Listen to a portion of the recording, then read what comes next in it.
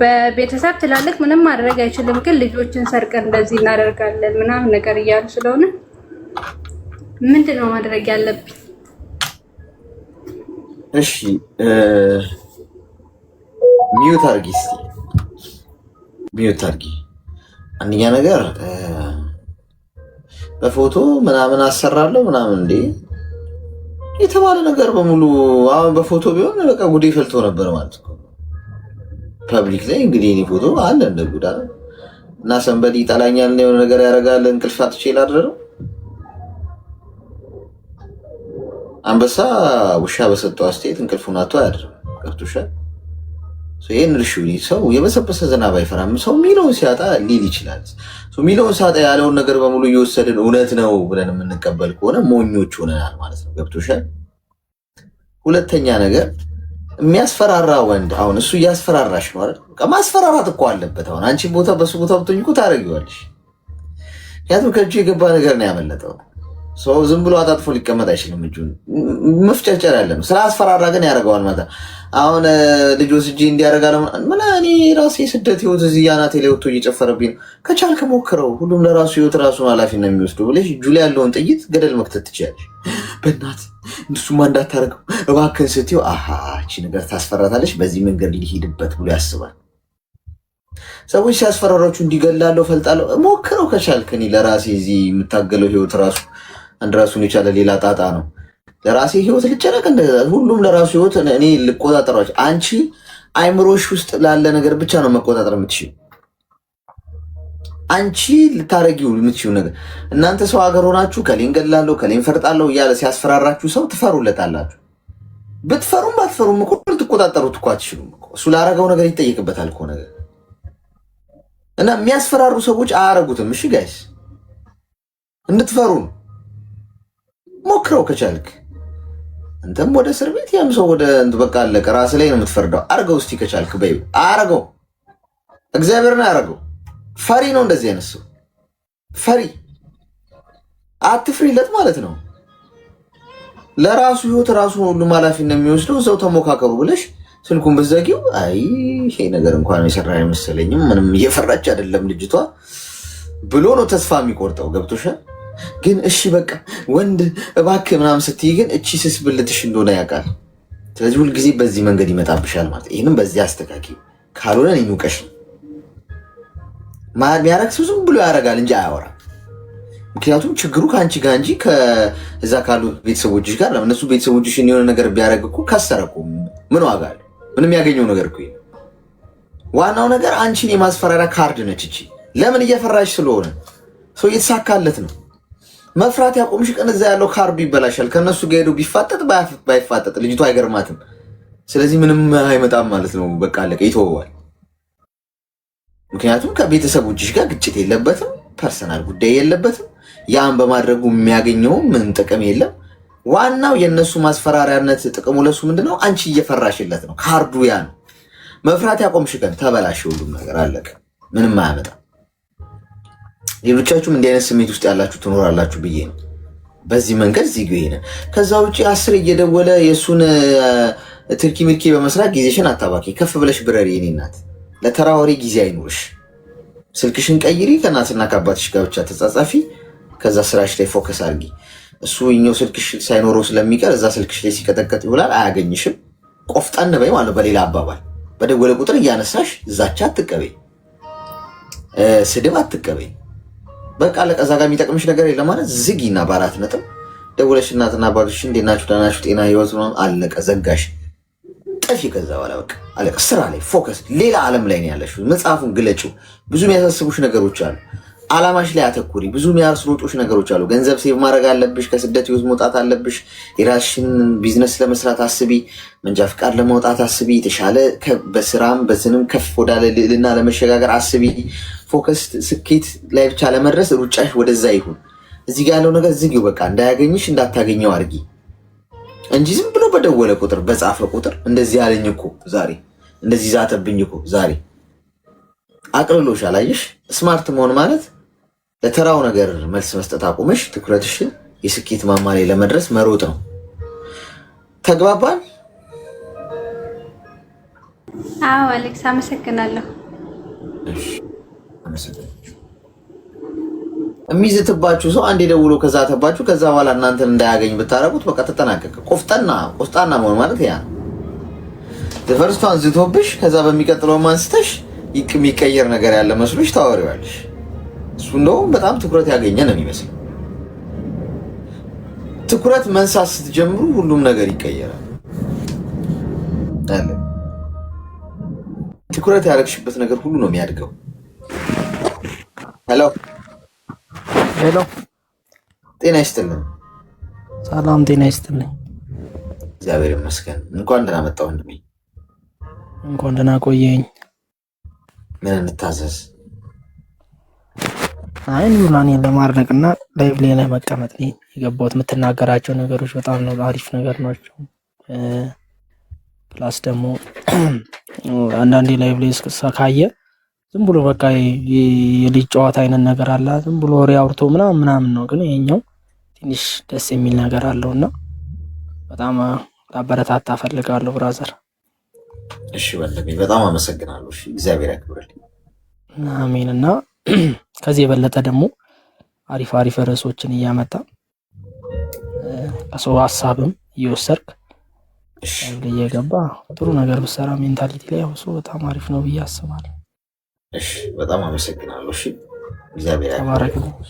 አሜን። እሺ አመሰግናለሁ። ከወንዶች ጉዳይ የመጣ ምስጋና ምስክር ወረቀት ነው። ይቀመጥ፣ በፍሬም ይቀመጣ። ኧረ ይሄ የማይገኝ ነገር ነው ጎበዝ። በ4 ዓመት አንዴ እንደ ዓለም ዋንጫ የሚገኝ ነገር ነው። በጣም ኢምፖርታንት ነው። በፍሬም በትልቁ ተደርጎ ይሰቀል። አሁን ላይ ስገባ ማየት ፈልጋለሁ። ጤና ይስጥልኝ። ሰላም እንዴት ነህ አሌክስ? እንኳን ደህና መጣሽ። እንኳን ደህና ቆየክ። ምን እንታዘዝ? ትንሽ ጉንፋን ይዞኝ ነው። እሺ አይዞሽ። እሺ እኔ እንኳን የሆነ ልንገርህና እንደ ሀሳብ ሼር ታደርገኛለህ፣ ትነግረኛለህ። እሺ እሺ የተዋወቁት ልጅ ነበረ። ልጅየው በጣም ቆንጆ፣ መልካም፣ ሰው አክባሪም እንዲሁም ትሁት ነው ለእኔ እና እንዳልከው ወንድ የሆነ ልጅ ነው። እየተዋወቅ ነው እንትን ላይ ነው፣ ትምህርት ነገር ነው። ልጅየው እንትን ነው እንደ አስተማሪ ነገር ሆኖ እኔ መማር የምፈልጋቸው የሆኑ ትሬዲንጎች አሉ። በዛ መልኩ ነው የእሱ ጓደኛ ይሄ ልጅን ፐርሰናሊ ማውራት የምፈልገው ነገር አለ፣ ኮንታክት ማድረግ ስለምፈልግ አገናኘኝ ብዬው ነው። ፐርሰናል ዲቨሎፕመንት ትሬኒንግ ነው። እንደዛ ነገር። ነው። እሺ ሚዲያ ላይ ነው። ስልኩን ሰጠኝ። ኖ በአካል ኦኬ። እሺ ከዛ ስልኩን ወሰድኩኝ፣ ጀስት ደወልኩለት፣ አወራን። ብዙ ነገሮች ነበረ ሰፖርት የሚያደርገኝ። ብቻ እንደዛ እያለን ተዋወቅን። እሱ ጋርም ያለውም ይነግረኛል። እንደዛ እያለን ብቻ ሀሳቦችን እየተቀያየረን፣ አንዳንዴ ስለ ቤተሰብ ያወራል፣ ስለ መንፈሳዊ ሕይወት፣ ብቻ ሁሉም ነገር እንደ ፍሬንድ ነው የምታወራው ነው። ከዛ ከሆነ ወቅት ምናምን በኋላ ጀስት ጓደኛ እንድትሆኝ ይፈልጋለው ነገር አለ። እኔም ልጅየው ደስ ስለሚለኝ ወደፊትም ስለሚያስፈልገኝ ያው እንደ ሴትም መግደርደር ተደግድር እሺ ምናምን ነገር አልኩት። ጀስት ፍቅረኝነቱም የሆነ ወራት አብራን ሄደን አሳለፍን ምናምን ነገር። ከዛ የሱ ጓደኛ አለው ማለት ሚስት አለችው እና ይሄ ልጅኛው ቤት በሆነ ብቻ አብረን እዛ ቤት ሄደን የሆነ ፕሮግራም ተዘጋጅቷል። በሳምንት አንዴ ቅዳሜ ፋሚሊ ታይም ምናምን እናሳልፋለን። ከዛ ሄደንና እሷም አለች እኔም ሁለቱም እንዳሉ ጀስት በቃ ቆንጆ ፋሚሊ ታይም አሳለፍን። አወራን ስለ ህልማችን፣ ስለማሳካት ስለምንፈልገው ምናምን ብቻ ብዙ ነገር ሀሳብ ተለዋወጥን፣ ተቀያየር ምናምን ነገር ሄደን እንደዛ ኔክስትም እንደዛ በወር ውስጥ 4 ሳምንት እንገናኛለን። ከዛ ቤት ጎረቤት ነው መሰለኝ እሱ እንደነገረን የተለያዩ 2 አይነት ሴቶች እዚህ ቤት ይመጣሉ ምናምን ተብሎ የልጁ ቤት ተከራይ አሉባልታ ይደርሰዋል ምናምን ነገር ለቤቱ ባለቤት እሱ የተከራየበት ቤት ጎን ማለት ነው። እነሱም ተከራይ ናቸው እና ለቤቱ ባለቤት ነው የሚናገሩት። ብቻ ሌላ ሰውም ብቻ የሆነ እንደ መልእክት ነገር አስተላልፎ ነው መሰለኝ ማቃጠር ነው የሚባለው ምንድን ነው ብቻ እንደዛ ነገር እና ሰው ፐርሰናል አከራዩ ልጁ መጥቶ ነገረው። እኔ እንደዚህ አይነት ነገር አልፈልግም ምናምን ነገር ብሎ ተቆጣው ምናምን እና ምን አለ ይሄ በእንትኑም ከሆነ ይሄ በእስልምናም ከሆነ እኔ ኃላፊነት ወስጄ እንደ አባት ልጅየው አባት የለው መሰለኝ ይሄ እንደ አባት ነገር ነው የሚያየው። እንደ አባት ከኔ የሚጠበቀውን ነገርም ፕሮግራምም ድግስም ተዘጋጅቶ የሚደረገው ነገር አለ መሰለኝ እንደዛም ተደርጎ ምናምን ብቻ እኔ ኃላፊነት ወስዳለሁ። ግን እዚህ ቤት የሆነ እንደ ሐራም ነገር እዚህ ቤት መሰራት የለበትም። ታርጉ አታርጉ እኔ ማውቀው ፖይንት የለም ግን መደረግ የለበትም ምናምን ብሎ ብቻ እንደ አባት መከረውና ለኔ ጋር መጥቶ ሲያስረዳኝ ነበርና ኦኬ እሺ ተባለ። ቀን እንኳን እሺ ጀስት ፋሚሊ እንደምታሳልፉ ምናምን ስለማቅ ችግር የለውም ግን ማታ እንደዚህ መሆን የለበትም። ናይት ኮቺንግ ምናምን ይኖረናል ብቻ ቤት ውስጥ ማለት ነው እና እንዲህ መሆን የለበትም ማለት እሺ አለን ምናምን። ከዛ አሁን ሳምንታት ምናምን አካባቢ ድጋሚ ሁለተኛም ዙሩም እንደዛ ነገረው። 3ም ባለቤቱ ኃላፊው ማለት ነው የቤቱ ባለቤት። ከዛም በኋላ ምንድን ነው ያለኝ እሷን ማማከር አለብኝ ነገር አለው እኔን ማለት ነው። ሰርጉም ከሆነ ምኑም ከሆነ እሷን ላማክራትና ብቻዬን መወስነው ነገር ስላልሆነ እንደዛ ነው እኔ ምለው ምናምን ነገር ብሎ ይነግረዋል። ታዲያ አንተ ምንድነው ሐሳብክ ስለው ሐሳብሽን ንገረኝና የሚፈረም ነገር አለ ፊርማውስ እንዴት ነው የሚሆነው? እኔ ምንም ማውቀው ነገር የለም በህጋዊ ነው ያለኝ። እሱ ሳይሆን የቤቱ አከራይ ሳይሆን ሌላ ዋና ነገር አለ መሰለኝ ስለ ፊርማ ስለ ህግ ስለ ምናምን የሚያውቅ ነገር ከሱ በተሻለ ሌላ ኤክስፒሪየንስ ልምድ ያለው ሰው ማለት ነው ሲነግረኝ እኔ እንደተረዳሁት ነው የምነግርህ። እና እሱ ጋር ነው ሄደክ በትክክለኛው መንገድ በስነ ስርዓቱ ትዳርም ከሆነ ይሄ እንደ ውል መፈራረም ይሆን አይዶን ነው ብቻ ግን እንደዛ ነገር ነው ያለው። ከዛም በኋላ በስነ ስርዓቱ ቤት መግባት ካለባችሁ እንደዛ ነው መሆን ያለበት ነገር አለ። ሰው እንደዛ ሆነ። ሰው አሁን ደግሞ ቀጣይ ለኔክስት ዊክ ምናምን ቀጠሮ አስይዞኛል። እኔ ምን እንዳልኩት አላቅም። በድንጋጤ እፈርማለሁ ከዛም በኋላ ባለው አንቺም ትፈርም ያለሽ ነገር ነው ልጅየው ሲነግረኝ። ግራ ነው የሚያጋባው ልጅየው ምንም ሊገባኝ አልቻለም። ብቻ እንደዚህ ነው። ፊርማው ግን አልገባኝም። ምንድነው ፊርማው? ይሄ የትዳር ነገር ነው ማለት ይሄ የትዳር አጋሪ እንድትሆኚ እፈልጋለሁ ነገር ነው የሚለው ልጅየው። ለምንድን ነው እንደዛ እንድትሆኚ የፈለገው እሱ?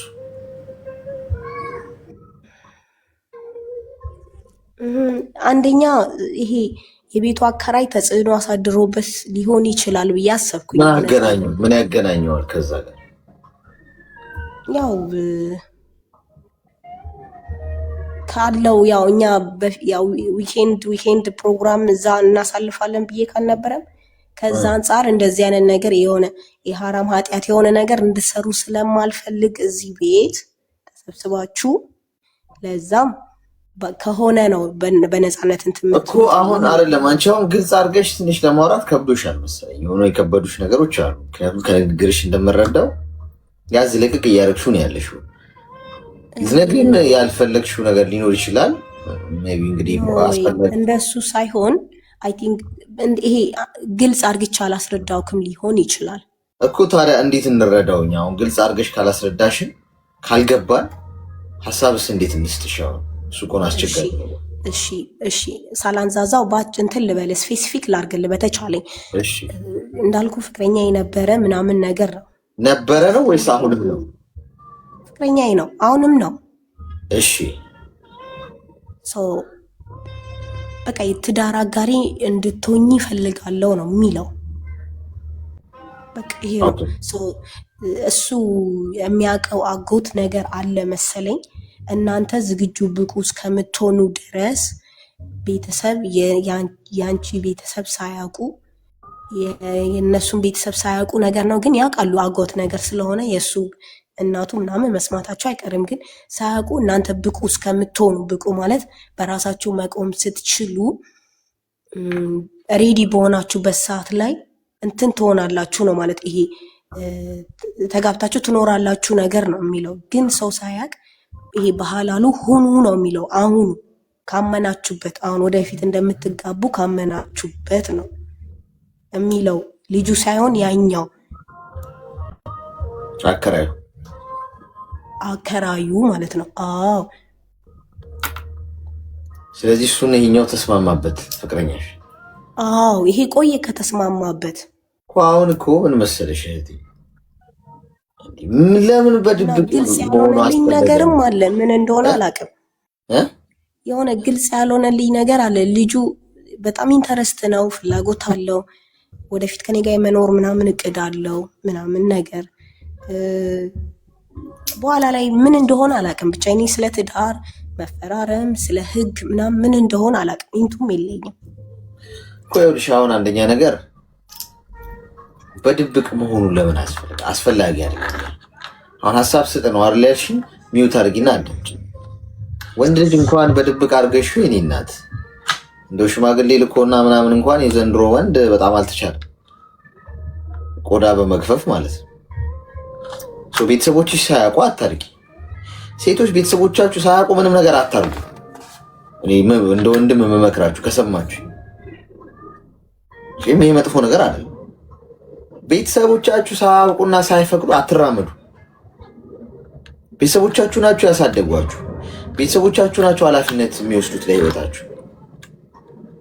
ስቲል ብትታመሙ የሚደርሱላችሁ፣ ብትወድቁ የሚያነሷችሁ።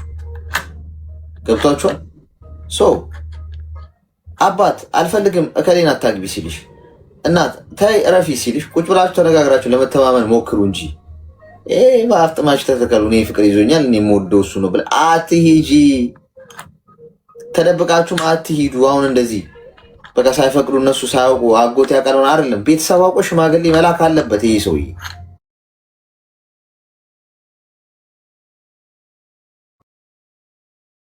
በዚህ ሰዓት ለምሳሌ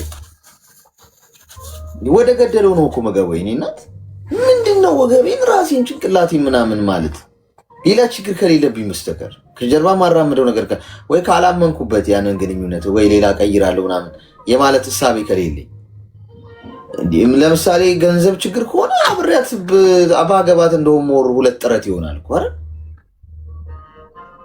ቴንክ ዩ ሶ ማች አድራይ ባገባት ለምሳሌ በቃ እንደው በቃ የወደድኳት ልጅ ብትኖር እሷም ከወደደች እንደው ምንም በቃ ስራዬም ገና ላስተካክል የምለው ነገር እንኳን ካለ እሷ ብትጨመር ህይወቴ ላይ አሳካዋለሁ። እንደው ሞር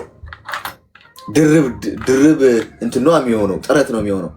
እኔ 10 ብር ብሰራ እሷ 10 ብር ብትሰራ 20 ብር ሰራን ማለት ነው። አይሽ ደብል ይሆናል ጥረቱ።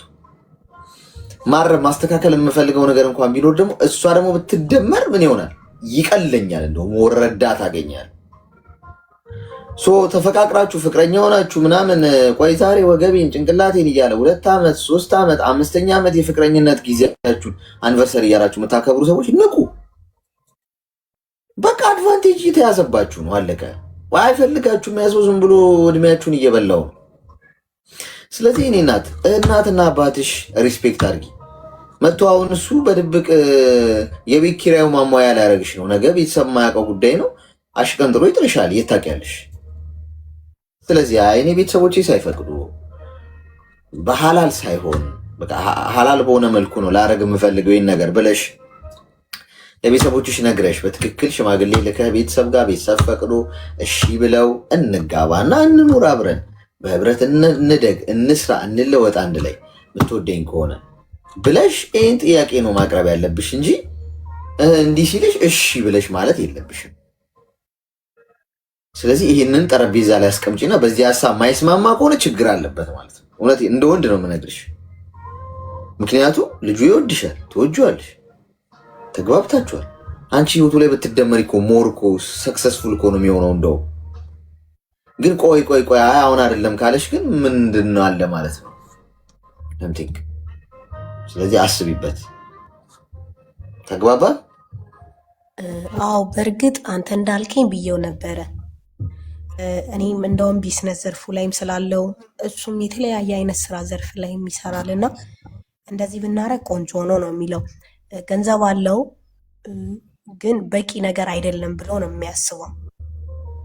በቂ ማለት ምን?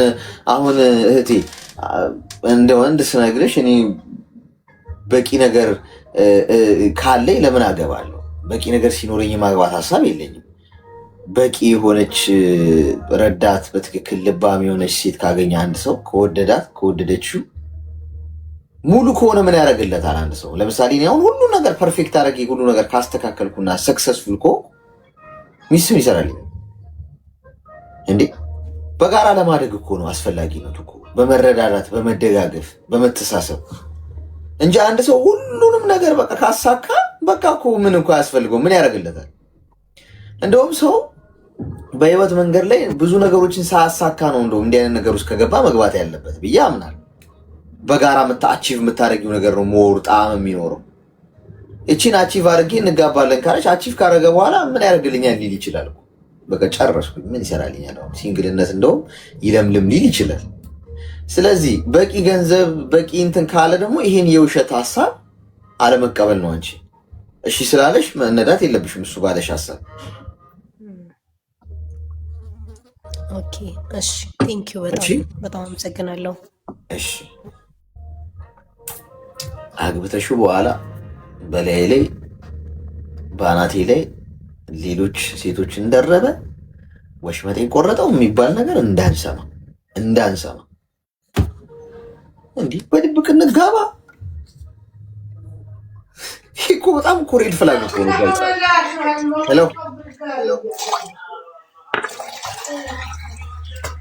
ሄሎ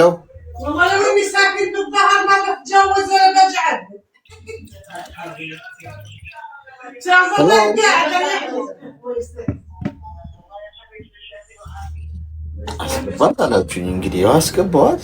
እኔ ኮመንት ላይ የሚጽፉትን ሰዎች ሁሉ የምታምኗቸው የዋህ ናችሁ። ግን ኮሜንታተሮች አንዳንድ ሰው መጡ ድንገተኛ ነው በእናትህ ምናምን ሲል የምር ይመስላችኋል።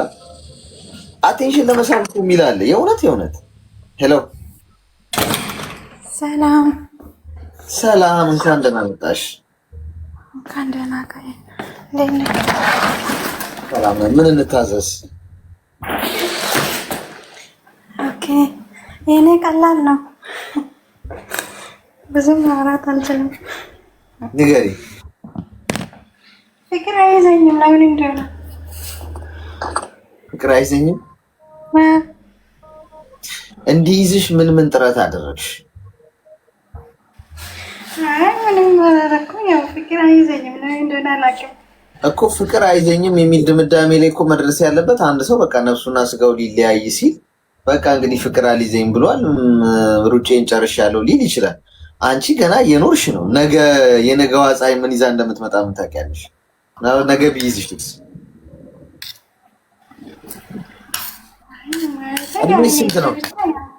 እድሜሽ ስንት ነው? 19 ቦይፍሬንድ ኖሮሽ አያውቅም?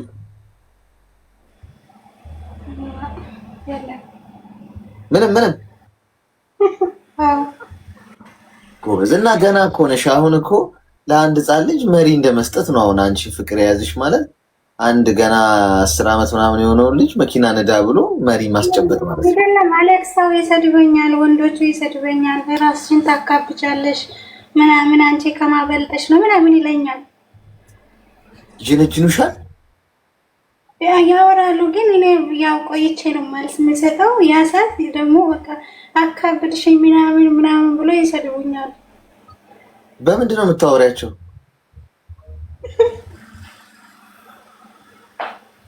በምንድን ነው የምታወሩት? ኢሞ በአካልም ያውቅ ደግሞ በአካልም ያኔ በስልክ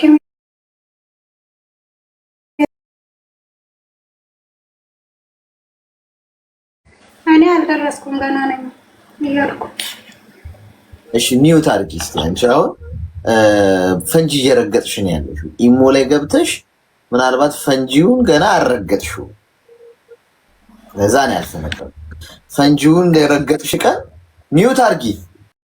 አንድ ሰዓት ነው ይኸውልሽ። አንደኛ ነገር 19 ዓመትሽ ነው።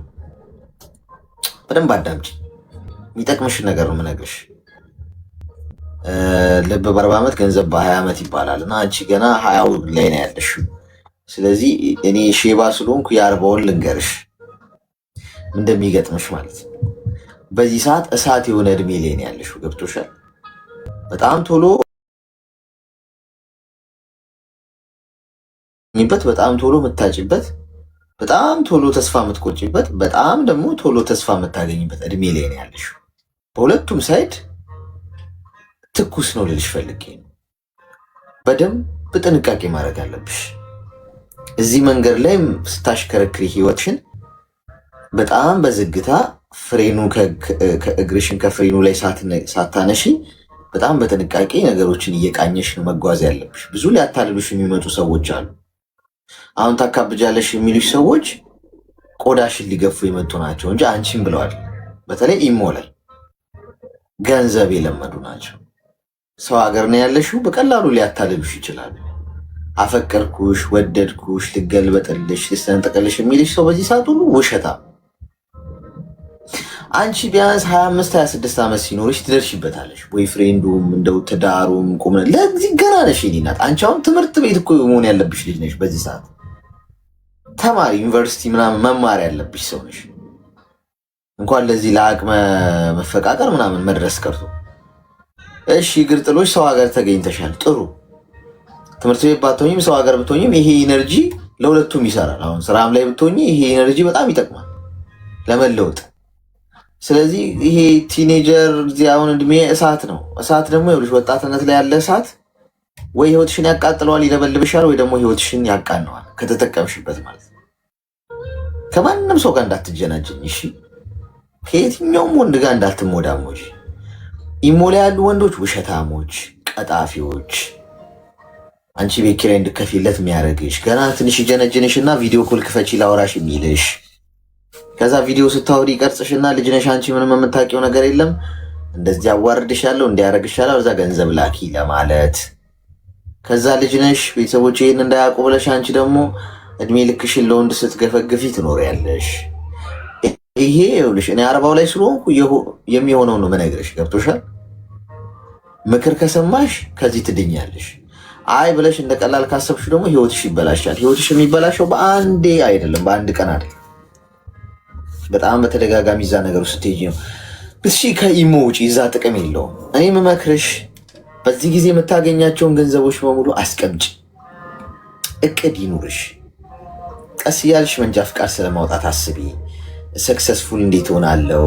ቢዝነስ ሰው እንዴት ልሆን? አሁን 19 ዓመትሽ ላይ ገንዘብ መያዝ ከጀመርሽ እኔ በአንቺ እድሜ ላይ ገንዘብ መያዝ ብጀምር ኖሮ ይሄኔ እኔ እናት ከሚሊዮነሮች ተርታ አሰለፍ ነበር። ገብቶሻል? ስለዚህ አንቺ ገና ስለሆንሽ ይህንን አጋጣሚ እናንተን ለለውጥ ተጠቀሚበት። አትጃጃይ። እድሜ ገደብ አበጅት። አሁን 25 ዓመትሽ ሲሆን ትደርሽበታለሽ። በቃ አሁን ከዚህ እንወስን። 25 ዓመትሽ ላይ ሲኮን ትደርሽበታለሽ። አሁን ስራ ላይ ተግባባን እና አካብጂ በደንብ እሺ። ማካበድ ጥሩ ነገር ነው። በጣም ጥሩ ምርጥ ነገር ቢኖር ማካበድ። በጣም አካባቢ ነው ሆነ ልብሻይሽ። በጣም ጥሩ እየነገሩሽ ነው ያሉት። ተግባባን። ኦኬ አሌክስ ማለት አው ገብተኛል። እኔን ሲጀመር አውርቼም አላውቅም። ሲጀመር ሲደውሉ ራሱ አላነሳም። ያው በሳምንት አንዴ ነው ሪኮርድ ራሱ መመልሶ ቴክስት ምናምን ማለት ነው። ግን አንድ ነገር አለኝ። እሱ ምንድነው ኢቶች ወንድሞቼ ውጭ ሀገር ነው ያሉት፣ ሳውዝ አፍሪካ ማለት ነው። እነሱ ያስቸግሩኛል።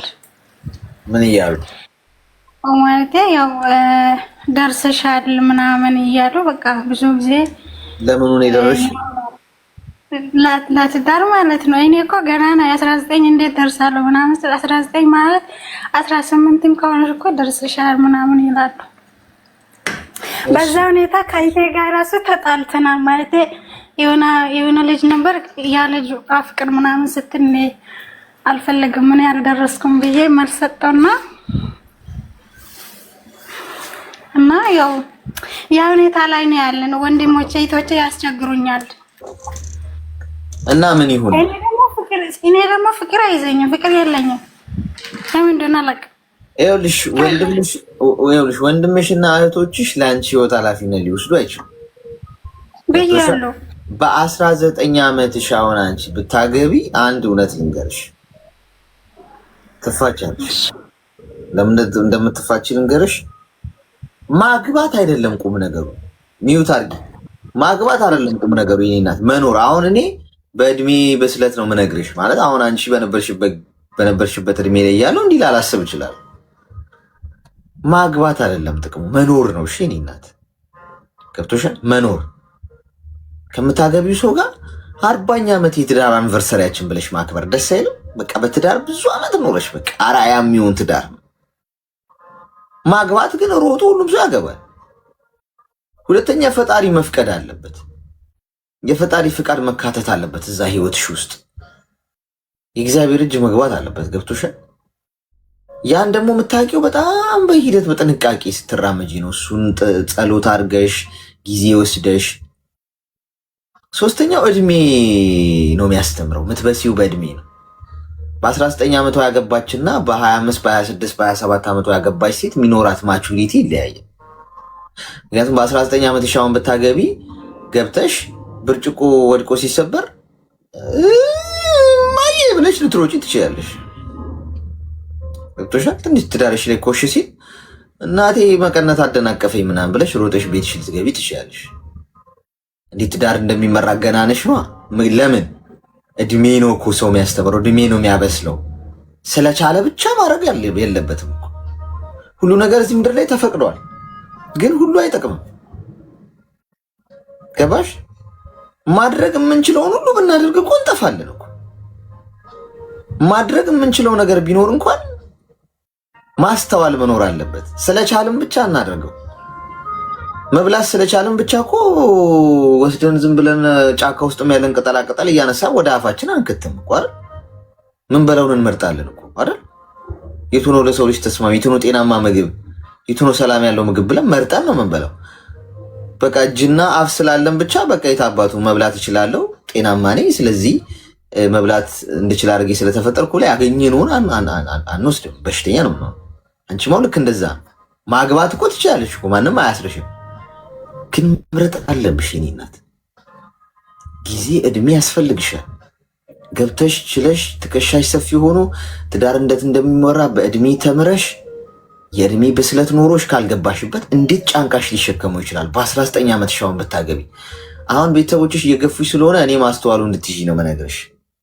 ኦኬ ጨቀጨቆሽ፣ አገባሽ። እንዴት ነው ባልሽን ትሪት የምታደርጊው? እንዴት ነው ባልሽን የምትገነዘቢው የምትረጂው? እድሜ ገና ነሽ። በዚህ በ19 ዓመትሽ ያ እድሜ ጊዜ አልደረሰም። ቀድም የሰጠውሽ ምሳሌ ይሄ ነው። ለአንድ ለ10 ዓመት ልጅ መኪና ንዳ ብለሽ መሪ ብታስጨብጭው ሊቀመጥ እኮ ይችላል ሹፌሩ ቦታ ላይ። መኪናውን ግን ገደል ነው የሚከተው። ገና አልደረሰም ለዛ። ስለዚህ ተረጋጊ። ሰው የሚልሽን ሁሉ አትስሚ። ሰዎች ሂጂ፣ ግፊበት፣ ንጂ፣ ወደፊት ይሉሻል። የእነሱ ህይወት አይደለም ያንቺ ነው። አንቺ ግን መንገዱን ማየት አለብሽ። ጊዜው መቼ ነው? አሁን ነው ወይ?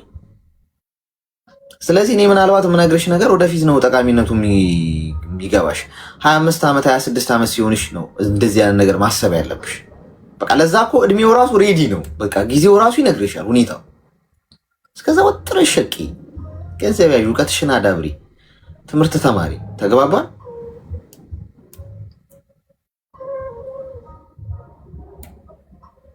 ግልጽ ነው ማዳም?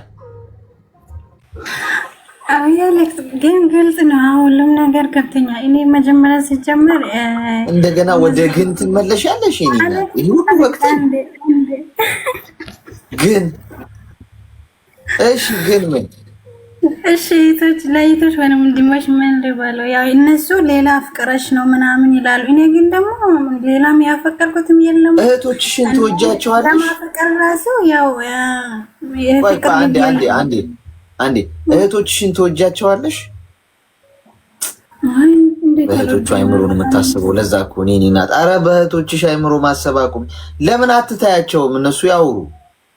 እኔ እኮ ይኸውልሽ፣ እኔ አሁን አንቺን አላውቅሽም አይደል? ዛሬ የተገናኘ ነው አይደል? እንግዲህ እኔ መቼም አንቺን አላውቅሽም። ፐርሰናል ጉዳይም እንደው መጥፎ ነገር እንኳን ነገረኝ እንዳትዪ ምንም። እኔ አሁን አንቺን ብትወድቂም ብትነሺም እኔ ህይወት ላይ የሚፈጥረው ነገር የለም። ገብቶሻል? በቃ ትሄጃለሽ፣ እኔም ወደ ስራዬ ነው የምሄደው። ምነግርሽ ግን ከምንም ኢንቴንሽን ተነስቻለሁ። ምናልባት እነሱ አያግብተው ከሆነ ወይ የሆነ ነገር ከዛ ፈልገው ካልሆነ በስተቀር እንደዚህ ጭቅጭቅ አያደርጉሽም። የአንቺ ትዳር አስጨንቆት ስለአንቺ ማግባት አለማግባት ለአንቺ የሚነግርሽ የለም። ለምን አትተይውም የእህቶችሽን ሀሳብ? ኦኬ ጊዜው ሲደርስ አገባለሁ ብለሽ ስራሽ ላይ ለምን አታተኩሪ? አዎ እኔ መጀመሪያም እኮ ስራ ነው የምሰራው እና ጻሎት ምናምን ነው የማደርገው። እኔ በስልክ እንትን አላበዛም ስልክ ሲጀመር ማለት ነው። ግን እነሱ ያኔ እየጠረጥሩኛል። አንቺ ከኛ ደብቀሽ ሌላ እያወረሽ ነው ምናምን ላ እኔ ደግሞ ለማውራት ራሱ ጊዜ የለኝም። እኔ ጊዜ ያለው ለጻሎትና ለስራ ብቻ ነው። እሺ የአንቺ ሀሳብ ምንድን ነው? እስቲ ንገሪኝ የአንቺን ሀሳብ። ምን ይሻላል? አይ እኔ ሀሳብማ እኔ ከፈጣሪ በታች በራሴ እንትን ነው ማለት ብታገቢ ይሻላል። አይሻልም? አልደረስክማ። ታዲያ እኮ አሁን እኮ አንቺ ምንም አሁን ምነግርሽም አልተዋጠልሽም። ግን ትይኛለሽ፣ በቃ ወግተን ጨርሰን ግን እኮ ትይኛለሽ። የእህቶችሽም ሀሳብ እንደዚህ በቃ ገና ነው ትይኛለሽ። ምንድን ነው የምትፈልጊው አንቺ? እኮ እኔም ሀሳብ ፈልጌ አይደል እንዲገባች። ታዲያ ሀሳብ እኮ አልዋጣለሽ። እኔ እናት ምን ተሻለን? እኔው ላወራርደው እንጂ በውሃ የኔም ሀሳብ አልዋጣለሽ። ምን እናርግ?